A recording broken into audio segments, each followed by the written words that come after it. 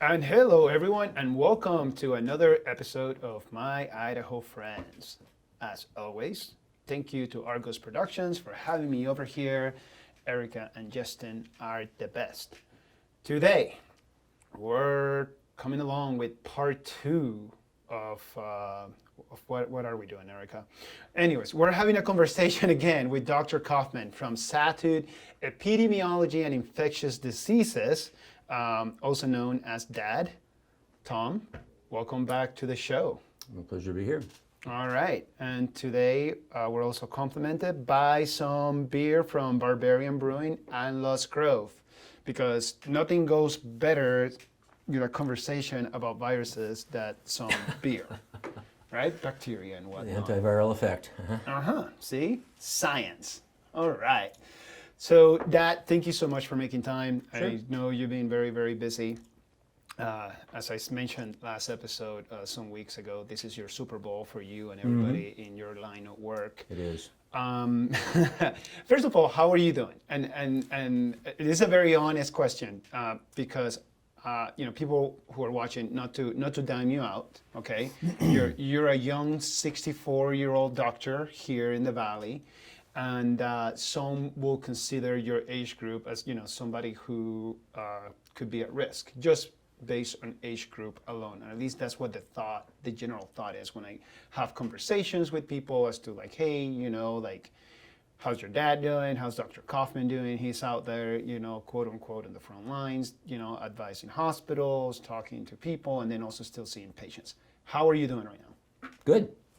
All right, good. That's freaking great. All It's right. just one day at a time, and we're taking care of people and making headway. Excellent. So right now we have entered phase 2 here in the state of Idaho as of yesterday. Today is May. Erica, what day is today? The 27th. Today's May 27th. So It's a Wednesday. It's a Wednesday, yes. Time travel. So I believe as of yesterday, we started phase 2. And we're not going to go into the intricacies of local government and what phase 2 entails and whatnot. What I'm where I'm getting at, has a lot more to do with perhaps an update of what's currently happening, not just here in the Valley, but as far as perhaps some numbers and some data for the state of Idaho since the whole pandemic situation started. Well, I think we've done pretty well. We had a big outbreak really in Blaine County back in February, related to the frequent travel of people that are skiers and that sort of thing, and some very large get-togethers up there. They had about 500 cases out of Blaine County in a very short period of time. Since that time, things have slowed down, and we have a very low acquisition rate of infection right now in the Treasure Valley. It's probably no more than 8 or 10 cases a day, and nearly all of those, virtually all of those, are outpatient, not ill enough to be admitted to the hospital. So we've got this background kind of smoldering caseload that's out there. We know there's still some community spread. There are some small focal groups that are at higher risk because of not being aware of what they need to be doing. But it's a very manageable right now. We've got plenty of reserve. We've got plenty of backup to take a surge if one develops. And I think right now we're in really good shape. Great news. All right, so we're off to a great start. I want to touch on a few things that you mentioned. All right, so and in no particular order, however you want to do it. So when you say reserve and backup, I'm assuming you are referring to like the ability for the hospitals to handle, the second coming of this, right? So we're not going to go into that direct rabbit hole just yet, but I want to touch on that. Perhaps maybe give a little bit more details to the people that are watching what that means, and also give them some peace of mind, because that's great news. Yeah. It's really good to know that at least here in our state, right here in Idaho and here in the Valley, with both medical systems, St. Luke's and St. Al's, that if we do have more people getting sick and they happen to not be outpatient, meaning that they actually have to get signed up and stay at the hospital, that there's enough logistical support for that. Correct. Okay, so we'll dabble on that a little bit more. But then something that you mentioned as far as like there is a low, all your fancy words, Dad. Essentially, I think what you meant is there's just not that many people getting sick. Our prevalence right now is low. Okay. We have the data based both on actually detecting the viral RNA on swabs, and then also looking for antibodies in people that have recovered. We're still probably no more than 2% of an infection rate in the Treasure Valley, maybe even a little bit less than that. There are some caveats to that. One is we really still don't know with any degree of accuracy how many truly asymptomatic patients there are. We think that it could be a fair number, but is it 10%? Is it 30%? Is it 50%? We don't have a good idea about that because we have not had enough antibody testing, enough reliable antibody tests to make that determination. Those tests now are just now coming out of the marketplace. Tests that have been validated rather than just put out there because they could. And so we have some accurate, reliable testing available. And I think as we spread that out in the community, randomly to try and catch people that don't think they might have had it, because that's a select population, we'll have it'll skew the data. If we can just capture people randomly and find out really what the prevalence is, that will be very helpful. And right now we still think it's low. We think I'm convinced it's less than 5% of the population. Is it 1% or is it 4.9%? We don't know. Okay, so asymptomatic, we don't know. We want to find out. Why do we want to find out? What will that data get us? It will help us determine how many people have had the virus that have not had symptoms, but are likely still at some point in their illness, or not illness, at some point in their carriage of this virus, were contagious. Okay, so that way, we know that, okay, so you're not sick, or at least you don't have any of those symptoms, but you're still spreading the nastiness around. Right. I call it the nastiness. It's just my medical term for that. Sure. You mentioned last time we sat down and we had a conversation about this, probably over way many more drinks than this one's, that but back then there was just not enough testing. Right. And I believe I was listening to NPR. Yes, I listened to NPR. That as far as like Idaho, when it came to access to test, we were ranked pretty daggone close to the very bottom. Pretty close. Pretty close. Okay, so I'm not going to throw an inaccurate number out there, but it's on like the late 40s. What's that looking like now? So the companies that produce the tests have ramped up significantly. We have both hospital systems now have several, I think 3 or even 4 platforms at each hospital on which to run the tests. Some are very rapid turnaround, I mean within 20 minutes. Others take a couple of hours. We still do some send outs for people where it does not make a big difference that we know the answer, before noon. Okay.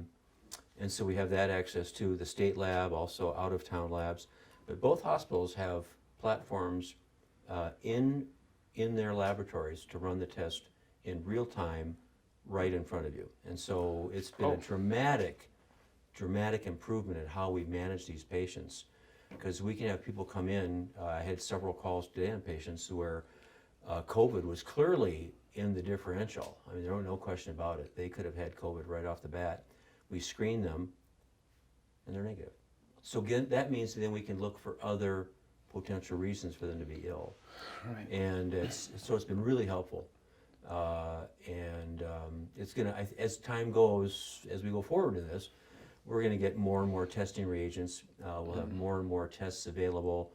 We'll be able to roll them out, probably not into actual like mom and doc clinic offices and stuff. It'll still mostly be hospital based, I hope. But it's going to be very, very helpful as we move forward and as this epidemic waxes and wanes. So 2-part question. So the original testing was not reliable, but we needed some sort of testing. Right? We're not going to go into the intricacies of that because that's in the past now. It cannot be controlled. Right. The new testing is now far more accurate and effective, correct? Mm-hmm. Correct. For those that are watching that perhaps care or not, is it a different company that is stepped up, or is it just a number of companies that are facilitating this? Because there's Yes. there's a business aspect to this, Dad, Totally. you know, like at the end of the day, like yes, the hospital system is there to take care of people, the community, the state, but it's still a business. Right. And So yeah, go ahead. So there's two types of tests. There's one that's a rapid assay that does not actually try to detect the RNA. It looks for proteins made by the virus. The other tests that we tend to rely on more, if you will, are the tests that look for actual viral RNA. And those tests have come out, and they are really accurate. They've improved them because there are 4 other coronaviruses that circulate through the population all the time. They're the 4 that they're some of the more common causes of the common cold.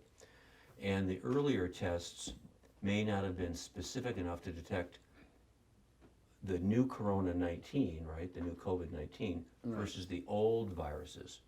And so there was a question about how accurate those tests were. The new ones are very specific. They're only going to get COVID-19. And they've improved their reliability, the speed with which they can be run, and obviously their accuracy. So we're in a different world right now than we were even 1 month ago in terms of the testing. All right. And in terms of the accuracy of the testing and the speed of the testing and how much testing we can do. Freaking A, Matt Damon. Okay, obscure movie reference for those of you who are watching. Why were we not able, I'm trying to speak English here, ¿por qué? Why were we not able to have accurate, effective, and efficient testing until now compared to the rest of the country? Now, and I understand common sense will dictate, you know, places like LA, San Francisco, New York City, heavily dense, you know, populated cities, you know, the need was much higher, but I mean, there's a whole effing country. Why were we so low on the bottom pole? Well, the testing came out, 3 months ago there were no tests. New York didn't have them, California didn't have them, Right. Jersey didn't have them. They weren't there. The tests were shit, quite frankly. Fair enough. And then as they ramped up and became more proficient and more accurate, they obviously went to places that were getting buried. I mean, we don't have as many cases in so far totally as they were getting in 1 day in New York. So, yeah, they sent the material where it was needed. Where it was needed most. If you got a house on fire, that's where the fire department goes. Right, not because And somebody so- slipped and broke their hip, you're Yeah, going to take the fender fire. bender. Yeah, let's go send the ladder truck to the fender bender. Yeah. So, you know, they sent the supplies where they need to be. And nobody had a problem with that. We were able to inch along with what we had. Now we're doing okay, and we can catch people when we need to catch them with the diagnosis, and if there's an intervention needs to be done, we can do that. So I don't have any qualms about that. The very initial tests that came out way back at the very beginning from the CDC were faulty. The government made a mistake in not relying on tests produced in other countries. Oh, you're going to be in trouble. I can't believe you Well, just said I'm that. just Those tests were hot garbage. And you know, tests out of you know, they're doing more tests in 1 day in South Korea than had been done in the entire United States back in February and March. All right. So Ease up, Doc. I don't put the family on a watch list for crying out loud. All right, Hey, cheers cheers. to you, Dad. Freaking A. But it's different now. We're in a better shape. Good. And that's wonderful, and that's good to know. Man, you listen to this, Erica? Freaking good news after good news after good news. I am going to find a way to mother fire trucking this up. I will. I'm trying not to curse. Talk about this is a new thing. therapy then. We are not Okay. Before we do that, because now you caught my attention. You had my curiosity. Now you have my attention. Another one. I want to go back to what you were talking about as far as the capabilities right now in Idaho. I really want this to be a little bit of a feel-good conversation because we're going to eventually go down a rabbit hole, and it's just going to be, there's no other way to describe it. I think like the professional term is fucked up, and it's just going to be all fucked up. But before we do that, I want to keep pushing on all the good feels. And when you mentioned earlier, as far as like, again, here in Idaho, St. Anne's and St. Luke's having the capability, to handle if there's a surge, if you may, which is a really nasty word. It sounds like zombies. But if there's the second coming of the Rona, when you say that the hospitals will be able to handle that, what exactly does that mean? What does that logistical support looks like to the untrained ear or somebody that is not in your line of work, or somebody like me that is tall, dark, and handsome and knows all things? Well, it starts in a bunch of phases. One is the accurate testing. Okay. So you know who's there because they have a regular pneumonia versus coronavirus. So that's helpful. So we've we've ramped up the testing. We have the ability to get tests back in a timely fashion instead of back in the day waiting a whole week for a result, or 10 days in some cases. So now we can find out right away. That's helpful. Both hospital systems went through extraordinary calisthenics to open up bed after bed after bed after bed after bed for corona patients, and to try and get all of the support personnel tuned up to try and get the protective gear we need, PPE, taking care of these patients, right, which we did not have a lot of, and we're getting more supplies now. Made extraordinary sacrifices in canceling, I think between the two campuses in the last probably 2.5 months, probably well over 1,000 surgeries, maybe 2,000 or 3,000 surgeries to get ready for the patients who are to come in and use up PPE, use up beds, use up medications for elective cases that we might really need those supplies for critically ill COVID patients. Right. Those critically ill COVID patients showed up in small numbers. We over prepared, and I'm not saying that in a bad way. Right. It's a good way, because now if you know what hits the fan, we have the shiz whiz. We have people that know what to do. We will be flying a little bit blind, but you know what? We're ready for it. Right. And so anyway, in the hospital right now, we've got plenty of bed capacity. We've got ventilator capacity. We've got people that are trained on how to care for COVID patients. We have been acquiring more and more PPE. We've learned how to recycle PPE, how to sterilize it in ultraviolet light, so we can keep using the same one, as opposed to the old days where one use only in the trash. Now we throw it in UV light, it gets sterilized, you can reuse it. Dude, and so there's a ton of things we've done to get things up to where we need to be if we get into trouble. And I'm pretty confident that if things turn south, we'll be okay. We'll be okay. I think it'll be stressful. There'll be a lot of people that get burned out. There'll be some people that have trouble handling it, but I think that we'll be all right. That's great news, Dad.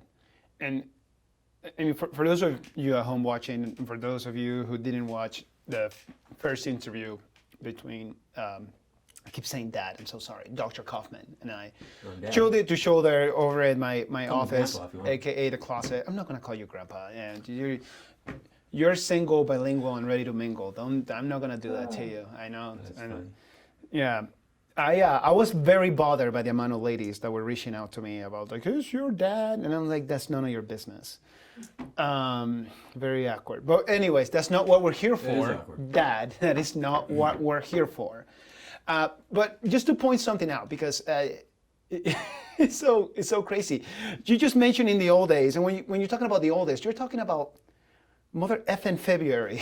Yeah, a couple months ago. It's just a couple of months ago. In this disease, that's the old days. Right, and I think, people at home watching, the three people, my mom included, maybe, it's just like just to give you some perspective as to how, the only way I look at it is like either like a software update or like the same way in which like you go and buy a big screen TV, and you know what, like 3 to 6 months later, there's going to be a bigger one with better tech and smarter, and it's probably going to be even cheaper. And so that is refreshing as far as like things moving the needle to the right in order to be more efficient and effective, especially when it comes to any sort of like medical personnel that is having to deal with all of this. Not just here in Idaho, where we apparently have it so good, and I know there's people out there who we have lost some people. And I don't mean to be insensitive, and and there's some people that have experienced loss and have struggled, and there's many of them who still like fear is a real thing. There's people that are out there working that don't necessarily want to get to work. There's people at home that are wondering when they can leave the house. I have friends that are very affected by this, so it is very real to them. But it's also good to know and very refreshing that we're turning the needle in the right direction. Yep. So that's very, very cool. Oh, okay. With that said, right, and again, not to take a dark turn with this, but eventually we will. Where are we right now as far as the data now compared to a few months ago as to how people who are at risk, what's the terminology? This beer is really hidden. Way to go, James at Bria Barbarian. They have pre-existing conditions, so therefore they're at risk. A great example. I have a dear friend in LA that she hasn't touched another human being in 80 days. Ooh. And I'm so glad that she's got a cat. As a friend of mine, from high school. Satya, if you're watching, heart goes out to you and thinking of you often. Or like my friend Katie May in San Francisco, one of the very first cities that just went into complete lockdown. And I'm just glad that they have pets. And I'm not making light of this situation at all. Over here in the local level, my friend Johnny, his girlfriend is Molly of Meriwether cider fame, and they're very concerned, and for very good reason. They have pre-existing conditions. They are not getting out there. I get it, and I feel for them. And again, not to take this dark turn. There's all these conversations about it's my constitutional right not to have to wear an effing mask, or like. There's the other side of that coin that is like, I get it, perhaps nobody in my inner circle is exposed, but I wear a mask because I know there's people out there who are worried, who are concerned, and who have no choice but to get out there to work, because otherwise they cannot pay their bills. And if they cannot pay their bills, then they're effed. All right? Has anything changed in the last few months as far as the data goes, where like people who are at risk, is it still smart for them to stay at home as much as possible, or can they really truly venture out if they wear a mask and wash their hands at every opportunity they get when they're outside of a safe environment? Has any of that advice or any of that train of thought, has any of that changed, or is it still just the same? Wash your hands, wear your mask. And I get it, common sense is not a common virtue, and I'm not poking fun at anybody at home. That's not what we do here at my Idaho friends, but truly hoping to dispel some fears. Has anything changed or still the same? Well, early on, there was concern that this could be what's called an aerosolization event, where you don't have to have droplets. It's in the air almost like a gas would be. Okay. We know that's not the case now. At least we're pretty confident. And sorry, just in plain English, because I'm a knuckle dragging guy, and I have many knuckle dragging friends, meaning not airborne. Right, not airborne, droplet. Droplet. not airborne. So airborne would be if there's a gas leak in there, some sort of odorless gas that's Right. poisonous, and it's a fume, and we'd be overcome, right? Right. And for everybody watching, there is not a gas leak there. no. Just so you A guys. droplet would be something where there's this moisture-laden thing, a cough or a sneeze goes in the air, and there's droplets in the air, and inside these droplets, perhaps, are some viruses. Well, they don't spread like a gas does. Okay. They float a little ways and they land on something, they stick. Okay. And they've got gravity, and they're influenced by airflow more than a gas would be. And so if this was a true airborne virus, like a fume, when these cruise ships come in and there's 37 passengers infected, no, every single person on that boat would have it. Everyone. Okay. And so what happens is it's people that are in fairly close contact, and we know that droplets go out about 3 feet away from a person. And so that 6 foot separation we talk about, that social distancing of 6 feet, physical distancing, social distancing. that's because it's twice what we think droplets can go in a normal situation. Right. And so that's an added safety factor of 100%. Yeah. Masks, you cough with a mask over your face, there ain't no droplets going anywhere. Right. If you're on the other side and you have a mask on and somebody coughs, the chance of those droplets going in your lungs is way down. It's not zero, but it's Right. low. It's lower. And so those two things, distancing, mask, are dramatically effective in preventing transmission. Okay. It also can be spread by contact, we think. Masks, again, if you have a mask on, you're not putting your fingers in your mouth every 2 minutes. Right. And so that helps. And if you wash your hands a lot, that gets rid of the virus. It's a lipid enveloped virus. There's some viruses are protein enveloped. That means they're inside of an envelope, the RNA or the DNA, and they're inside protein. Hard to get rid of a protein.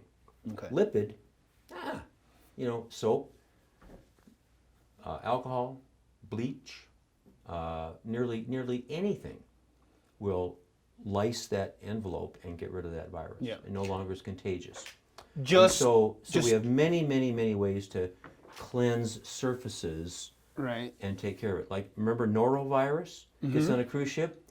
They might as well burn the goddamn cruise ship down. You almost can't sterilize norovirus. It's resistant to alcohol. It's resistant to soap. Well, you can soap and water off your hands. You can bleach it, but alcohol hand sanitizer, norovirus is irrelevant to that, right? Alcohol sanitizer kills the shit out of coronavirus. Okay. So we have a virus that's sensitive to environmental things, like soap and water, and you use that and a mask, and you keep away from people. You can go out in public. Okay. Just don't go out in public and sit on somebody's lap for 2 hours who has coronavirus. Right. And again, for everybody watching, this is not a jab at anyone. Yet again, common sense is not a common virtue. Do not drink any hand sanitizer.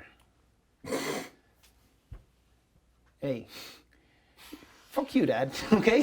All right. Let's just be real. Or inject No, disinfectants, and this is or not gargle bleach. Oh, God in wouldn't be heaven. a good thing No, to do. easy. I wanted to say it's not just to say it. Again, not, and this is in no way, shape, or form and again, we're not here for a political tribe. I'm just saying that wash your hands. Yeah. Wash your hands. Wash hands, crush your cans. Wear a fucking mask.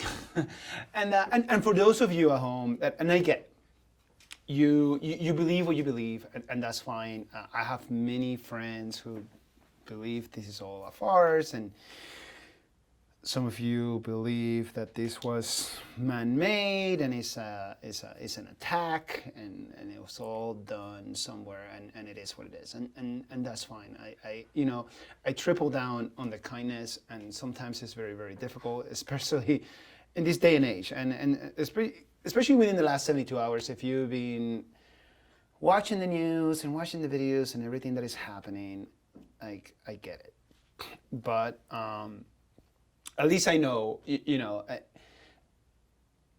I know it can come across very biased, and that's why I'm so happy to have you here, Dad, because, of course, this is your line of work. Okay, you and your partners at your clinic, are taking care of us and advising and doing the best you can. On a more personal level, your daughter, my wife, or children, your grandchildren, you will not expose them, and you will not go out of your way to put them in danger, nor would you ever give any sort of misinformation to us in order for you to gain whatever it is that some people might think you might be gaining. Not just you, but Bill Gates wants to inject people with things, and doctors are part of the Illuminati, and again, there's a lot of information out there. Okay, the beauty of if you read the classics, I'm not expecting everybody, not my knuckle dragging friends anyways, but I love them anyway. But my knuckle dragging friends who perhaps we have dabbled in the Odyssey, and we read the classics, and and you're talking to the Oracle and whatnot. And the new Oracle this day and age is Google. And this brings us on our next rabbit hole. And I'm sorry, Erica, it has to get a little bit dark. I'm so sorry. Erica's back there. She's just doing her thing. Information. There is an overabundance of information. You and I are having a conversation. People that are watching who think that this is just a bunch of funny baloney, and it is what it is.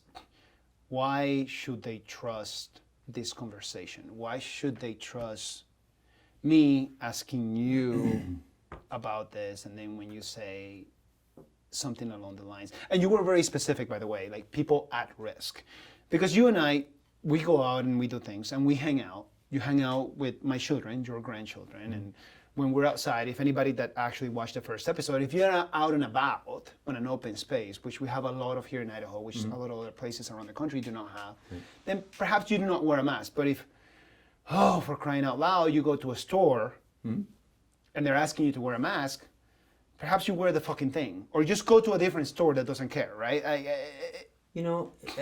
Ever since I was born, you go to a restaurant or someplace that sells food, and they say, no shirt, no shoes, no service. I've never seen anyone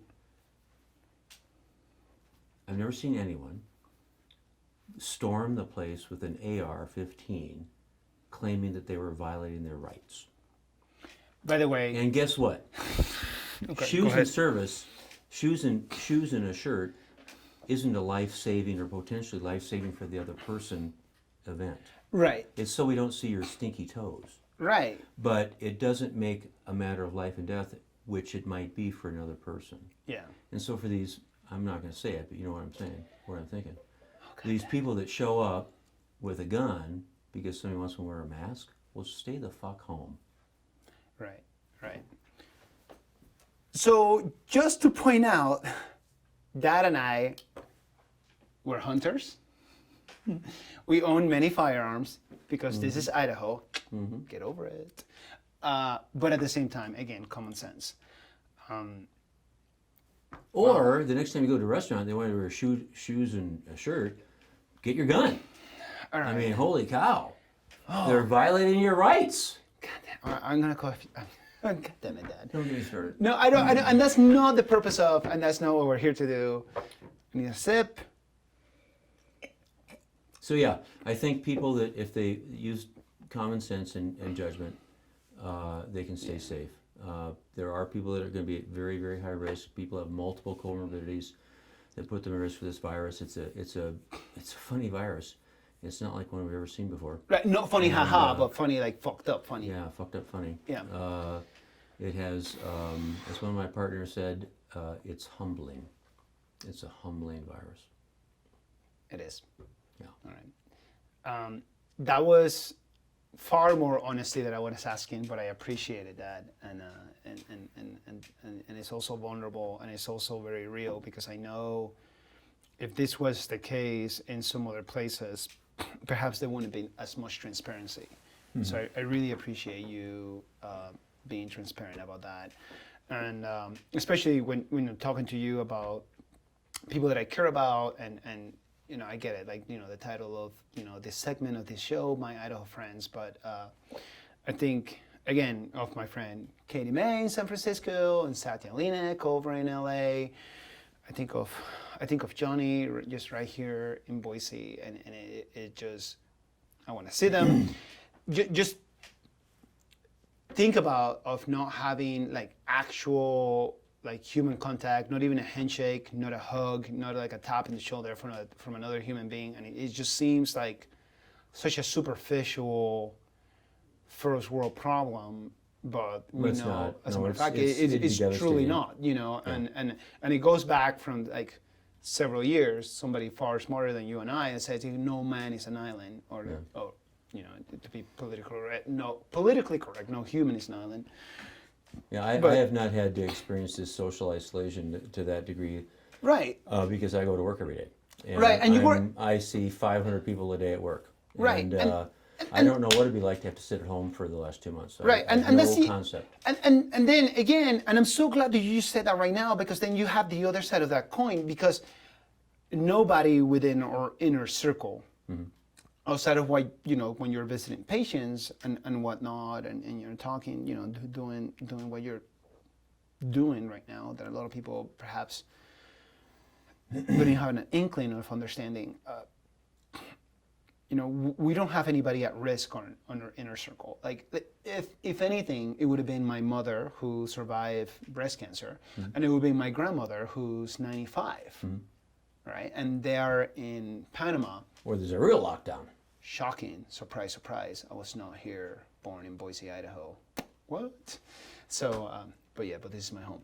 But yeah, so, and I think about that often, because if they were here, it would be very different. I have a selected group of friends who feel comfortable come over at home. Some of them are okay with like, okay, there's a handshake and there's a hug, and some of them, like will just maintain a bit of distance, and our children play together and all this other stuff. But it just, you do the best you can with what you know. And knowing what we know now, and again, having a conversation with you and trying to inform and educate people, knowing that you're not part of like the Illuminati or the Templars, nor whether you have a special interest with like the current administration or if there was to be a new administration later, that doesn't matter. Your job is to take care of people. Okay. With that said, taking care of people is also a business. And I don't mean to put you in an uncomfortable spot, but I do have to ask a question. Because a lot of people, from the time that it was found out that like, okay, so, and I'm breaking this down to the lowest common denominator, and this beer was here, and now it's down here, so now like the questions are a little bit more basic.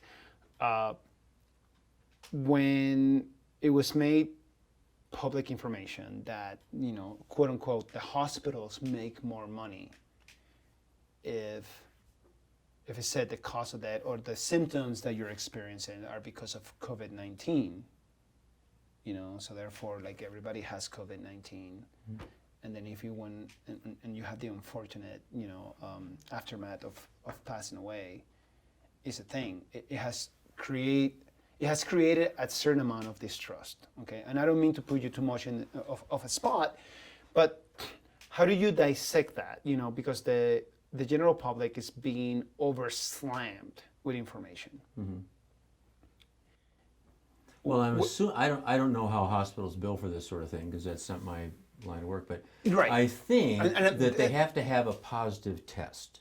You don't just show up and fall over dead and be called COVID unless you have a positive test, I think. Right. But here's the thing, And Dad. So like if all of a sudden, it's like if somebody's like 90, and this is too easy of an example, but let's just keep it easy. If you're like in your 90s and you fall ill to COVID-19, you have, like the some people within the general public will say, well, like, oh, look at this article. It says this person died because of COVID-19. Well, they were freaking 97. Mm-hmm. All right. So you see what I'm talking about? Now it's a little different if they were 23, Mm-hmm.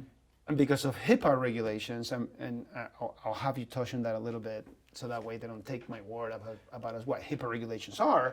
So if you're 23 and all of a sudden you pass away, and that gets out to the media, and it's like, well, this 23-year-old young person passed away because of COVID-19, so clearly we're not being informed to the best of our ability or whatever, because now young people are dying, and it's not just old people, the older part of the population who are exposed. So if you're 97 and you're out walking around and somebody hits you with a car, you're going to say, oh, they died because they're 97? No, they died because they get hit by a car.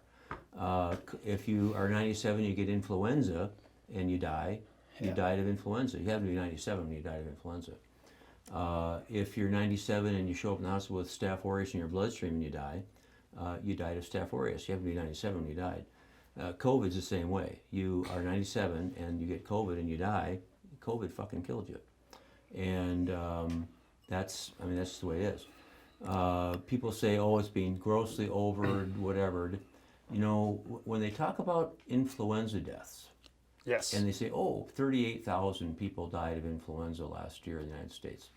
That is a mathematical model number.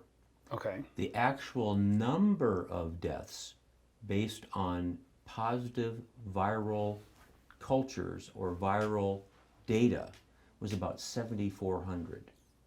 But they know that they're missing the majority of people that die of influenza. They got these very complicated mathematical models. The same one that said that we'd have 100,000 deaths by the end of this month, and they were right from COVID. Yeah. These models predict the number of actual deaths due to influenza. It's not 38,000 people that had a positive influenza culture from their lungs or from their nose that then died. It's mathematical modeling based on the fact that we know we're missing most of them. The COVID deaths, on the other hand, are based on positive COVID cultures. Thank you. So when they say 100,000 people died of COVID, that's probably a gross underestimation. The virus treats us like this is just me talking. I can't quote any medical literature about this. Okay, so not your clinic and not any other. The virus treats us like a 2-compartment model. You get a pneumonia, you start to get better, you're improving, your pneumonia's not so bad anymore, and about 10 days into the illness, you get critically ill, and that's where people start to die. And they're dying from blood clots. And so it's, and they're dying in the hospital, but not all of them in the hospital, because guess what? If you're not sick enough to be admitted to the hospital because you're not all that old, or you're not all that, your oxygen's not that bad, people are being found dead at home. And at autopsy, they got a clot. And then they send their tissue to the CDC from the autopsy, and it's full of COVID. Now, is that cause and effect? I think it is, because I've seen it happen in the hospital way more than once. The people that don't think that this is real, that it's all a big hoax and it's designed to get rid of somebody in the White House, well, they won't believe that. Okay, and you can't convince them. Fair enough. But it's because they're ignoring what's right in their face. Right. And I want to be very careful with that, Dad, because this is like people. I'm biased. You're my father-in-law. You're one of my best friends. But I also happen to know what's in your heart, and what you're trying to do is take care of people, and you want everybody to just come out on the better end of this ginormous fucking shit sandwich. And yeah, I don't care about swearing anymore. I finished the beer.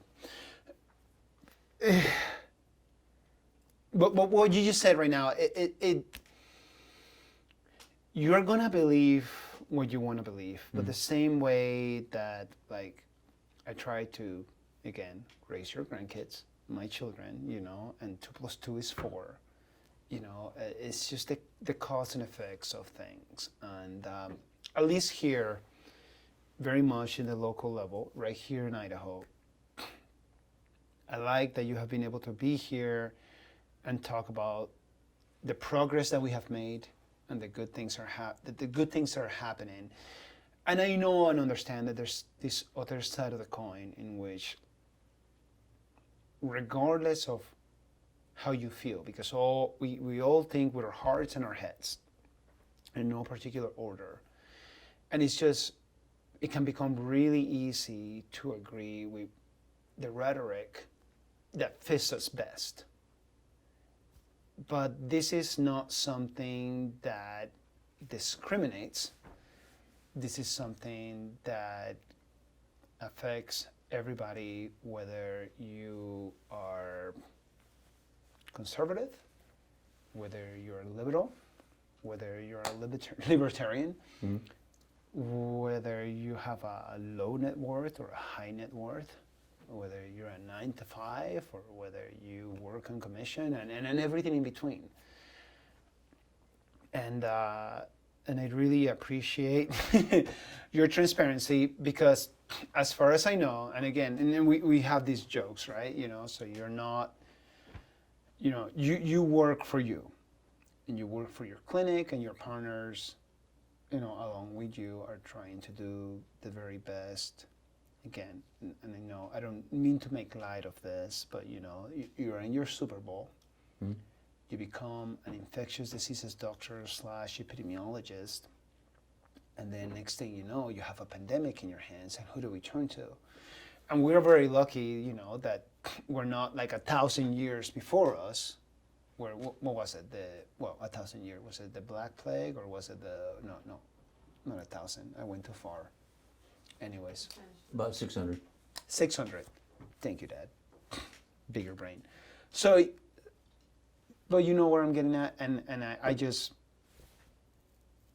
again, want to make it, we're not going to change anybody's mind just because we're having an episode of My Idaho Friends, and this is like the second time that we're circling back with you, but at least anybody that is watching, like, the 2 to 3 people, including Mom, that we know that we're doing our very best, that we're in a good position here in Idaho. So if there's a second surge, still don't like that word, that we're going to be prepared logistically.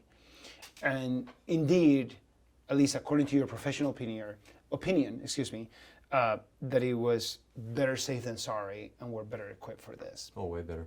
Way better. Yeah. So, with that said, let's start bringing it back over to the sunny side of life. Erica, what kind of time are we working with? 6:40. It's 6:40. So I love it. So you guys cannot see Erica, and it's awesome because Erica is just the one that is making this happen, and Justin is in a different room making all the other things happen as well. But it's so refreshing not to be in my closet, aka office at home, when all of a sudden people can do things. So, the production value is going up, Dad. I can see that. Yeah, fucking A right. So, with the good things, let's transition to the good things. Let's talk a little bit about treatment and vaccines, okay? So there's some information that is as clear as mud, and there's some information that seems fairly promising. So, in your professional opinion, and based on the data that you're receiving, because everybody at home is thinking like, right, he's infectious diseases, the data is just coming in. Is it coming in? So it's interesting. If you were to develop some new therapy for tuberculosis or heart failure or gout or whatever the hell it be, yeah, and we'd write an article and we'd submit it to some journal, it would not show up in the press that afternoon.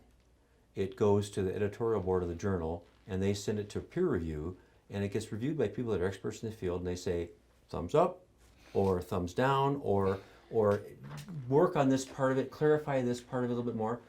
With this stuff coming out with the coronavirus, that article shows up on the desk at the journal you're sending it to, and it's in the press that afternoon. It's not peer reviewed? Let me finish. Oh, sorry. As a preprint, and it's labeled preprint, not reviewed.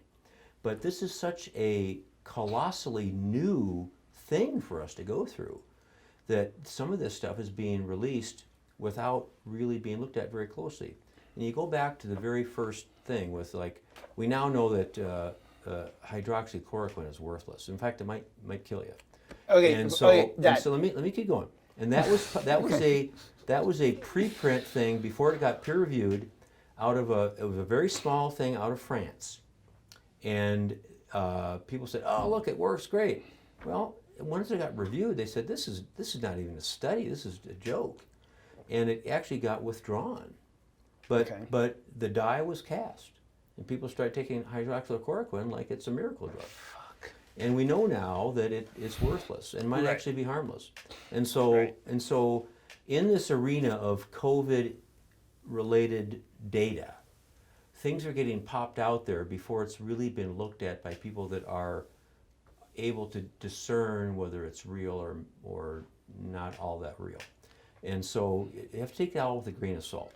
And when we look at these things, I try to look at the number of people they're looking at. Is it 14 people or 1,400? The size of the study. And the size of the study. Yeah. And if there's a control group. I mean, really, in medicine and probably every other arena too, you want to have a control group. So you've got this arm getting whatever therapy you're thinking about, and this arm's getting sugar pills. Placebo. And placebo. Or quote, standard therapy. And you look for a difference in those two things. And there's probably 100 of those kind of trials out there right now, looking at dozens of different medications and different treatments to see if there's a difference in outcome. And we're still waiting for a lot of this data. And the longer we wait, the more I think, gosh, this stuff might not work all that well. Remdesivir is that Gilead drug. It shortens the trial they just released about 10 days ago. It shortens duration of hospitalization by 4 days. It almost reached statistical significance in reducing mortality, but didn't quite make it, although there's clearly a trend for reduced mortality. That's the one positive study we have right now. The hydroxychloroquine, with or without azithromycin, is irrelevant, might actually be bad for you. There are some other biologic agents we use that are used to treat the cytokine storm that may or may not be helpful. Again, the data is not published yet. It'll be released. We'll look at it in the newspaper and see what it works, and then it'll get published in a journal, and we can actually look at the data and determine whether it's real or not. Vaccines, there's probably 30 out there that are right now in human trials. What's weird about vaccines is that every other vaccine on the planet's been tried in animals first. They're skipping animals in this one. They're just giving it to people. They're giving it to animals too, but in the meantime, they're giving it to people. And the shortest, I listened to this podcast today, the shortest vaccine that ever got produced and released and put in people was mumps. We talked about this. Measles, not measles, but polio took 15 years. There's a lot of vaccines out there that took decades to be purified and made effective and safe. And we don't know anything about any of these coronavirus vaccines right now. Right. They're given to people and see if they die. And they're going to check to see if they have antibodies. And are the antibodies protective? We don't know. Are there going to be some late side effects of the vaccine? We don't know. Is the vaccine, if it does generate antibodies, are those antibodies protective? We don't know. And how long will those antibodies last? Will you have immunity for 6 months, 6 years, or 60 years? We don't know. And so it's a black box right now. I think vaccines are clearly going to be the thing that saves us, but it might not be a year until we have any to give to people to find out if they work. Right. And the other thing is how you're going to have to treat a ton of people. I mean, thousands, tens of thousands, and then let them out into the wilderness and then bring them back in, see how many get infected. And half of them are going to have to get a placebo and the other half the vaccine. Right. And then who gets sick? Dad, and when you say a year, you're talking about a year from now. You're not talking like, the clock started 8 months ago. Back in December, no. Right. Not here. I mean, I don't know what they're going to do in China or what they're doing in Asia. You know, they may speed things up. Hey, that's but- for episode 3. Yeah. That's the international episode for anybody watching, just so you guys know. I have the whole thing fucking planned out. Yeah. So I have to actually take a second, and a note. I'm trying not to come across as over dramatic because all the information, everything. So you and I see each other, what would you say, like 2 to 3 times a week? Okay. And we talk about this kind of stuff, right? And then so I do not have a poker face for the 3 people that are watching this that actually know me. So when you're saying stuff like that, chances are it's like we didn't have this conversation just yet. So we talked about the studies, somewhat iffy on vaccines. So far, we just don't know. We just don't know, and that's fair, and that's okay, and and again, that's honest and transparent, and it is what it is. Treatment. Is there a difference? Because vaccine is not the same as treatment, or am I mistaken? No, that's true. Anything promising with treatment? Well, viral infections in general don't respond very well once you're sick with the virus. Okay. To any kind of treatment. Okay. That's The good to notable know. exception is HIV. And Hep C now, you can cure Hep C. But most of the viruses, you want to, any treatment you have is better as a prophylaxis than as an after you're sick, because there's a lot of viruses in your body. Okay. So with remdesivir specifically, I think the trials that were done typically waited for someone to get really, really sick in the hospital before they started the drug. If you started on someone the first day they walk in and say, hey, I think I might have COVID, and they get screened and they're positive, you put them on remdesivir right then and there, it might make a big difference. And those trials are being done right now. We don't have the data yet. If it comes to pass that, the minute that guy shows up, he's been coughing for 3 days, he's not terribly sick, but he's kind of not feeling good, and they're screened positive, and you put that person on remdesivir right then and there, that may prevent hospitalization. It might prevent going on the ventilator. It might prevent death. But we don't have the data yet. Okay. And that's fair enough. All right. So Erica is always so graciously keeping me in time. Thank you. You're the best. This is big concept, and this is unfair, but I'm going to do this to you, Dad, and I apologize ahead of schedule. This has nothing to do with your clinic and your practice, but perhaps, not perhaps, but more of like your personal views. What does the future look like for you in your personal and professional assessment now that we're dealing with a global pandemic? Well, there are a couple unpredictable things there. How are people going to maintain social distancing, groups of less than 10, if that matters, or it doesn't really matter that much. Careful personal hygiene, masking.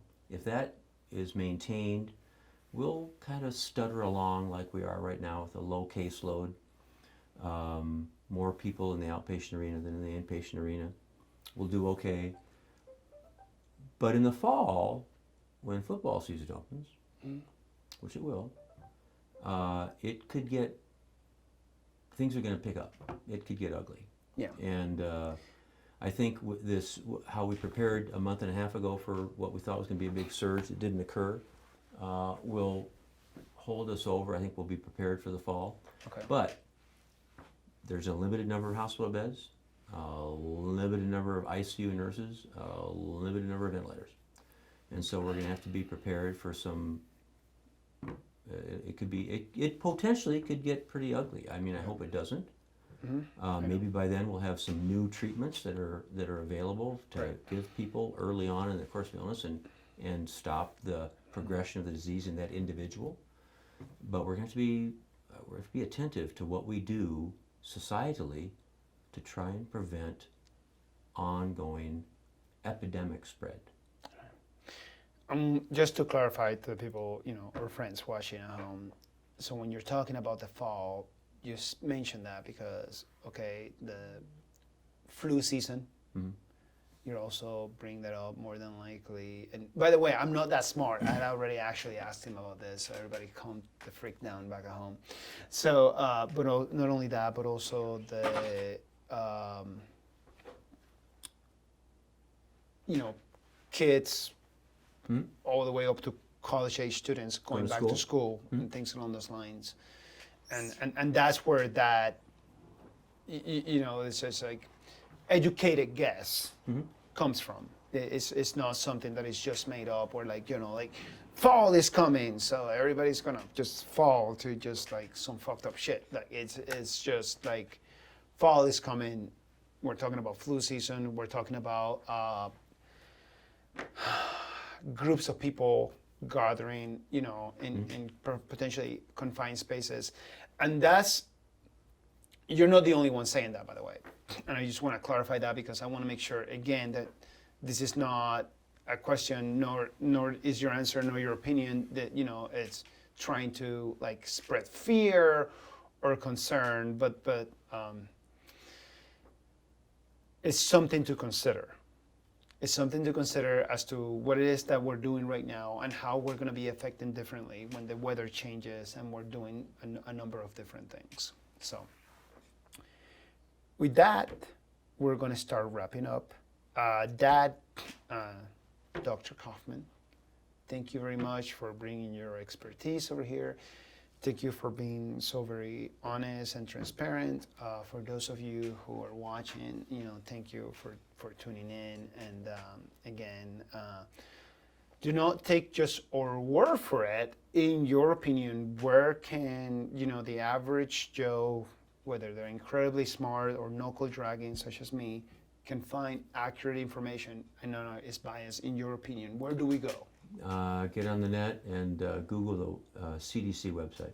Motherfucking World Wide Web. CDC website, you Google that shit and you'll get there. They've got a big bunch of coronavirus stuff. Some of it for medical professionals, some for the lay public. I rely on that as much as, and then I think, news organizations, the established news organizations, CBC, NBC, ABC, they're going to give you relatively unbiased reports, I think. CNN will be tilting one direction, Fox will be tilting another direction. You might want to stay away from those places for the true data, but I would mostly rely on the CDC. Okay, so you heard it, CDC. Closing thoughts. Okay, difficult time for everybody. Erica's pointing at me. At 9 p.m. tomorrow night, I'll make sure this episode is up on my Idaho friend in case they can't hear. And at 9 p.m. tomorrow night, this episode, you'll be able to watch it again over our YouTube channel. Look up My Idaho Friends, open YouTube. We'll make sure we have the link on our Facebook page or in my YouTube as well. And then you can also access the link via Instagram. The only thing that we don't have is TikTok, and that's just because I cannot dance. Closing thoughts. There's a lot of stuff going on. It's been incredibly harsh in the last 72 hours for the news with all things that are going on. And yet, the one common denominator is COVID-19 affecting all of us in one way or another, whether it's your health, whether it's your money because of the economy and having the ability, whether you're able to go back to work or not, whether you have the ability to pay rent or whether you have the ability to, pay your loans in the bank and all this other stuff. It's incredibly challenging for everybody. The one thing that COVID-19 does not care about is whether you are liberal, whether you are conservative, whether you are in the middle or not. So as we traverse this together, whether it's here in Idaho or anywhere else where you're watching, thank you, Mom. When in doubt, do your very best and please be kind. And as always, thank you so very much to Argos Production, to Erica in the background looking up things online, and to Justin making sure that we look good and that we sound good. These are challenging times for everybody. Okay, so it's difficult, and we have our opinions, we have our biases. And again, Idaho, I encourage you to continue to stay awesome And when in doubt, please be kind to each other. Thank you very much, and we'll see you next week. Cheers. Thanks, Dad. No problem.